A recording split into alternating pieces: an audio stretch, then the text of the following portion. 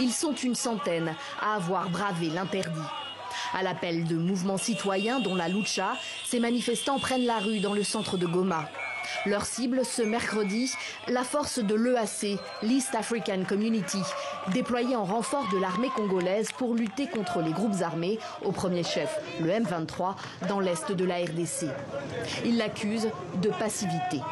La population est fatiguée de voir cette force inutile de l'EAC se transformer en une mission d'observation. Comment est-ce qu'on va nous massacrer et on nous tue?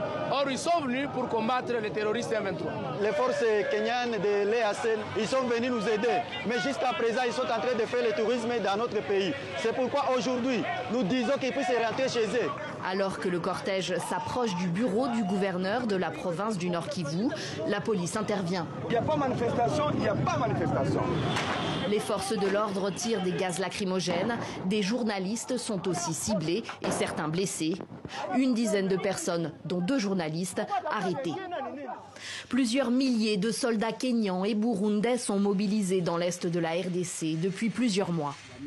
Fin décembre et début janvier, des militaires kenyans ont organisé des cérémonies de retrait de rebelles du M23 dans 2 localités au nord de Goma. Or, l'armée congolaise affirme que dans les faits, le M23 occupe toujours ses positions. À des milliers de kilomètres de là, à Davos, en Suisse, le président congolais a donné mardi cette même version des faits devant la presse et pointé une nouvelle fois le Rwanda du doigt. Le M23, groupe terroriste soutenu par le Rwanda, est toujours dans certaines localités qu'il avait prises à la République démocratique du Congo. Malgré les pressions internationales, ce groupe maintient sa position, fait semblant de se mouvoir, mais en fait, il se redéploie d'une certaine manière et reste dans ces localités. Le problème aujourd'hui de l'insécurité dans la région des Grands Lacs s'appelle le Rwanda.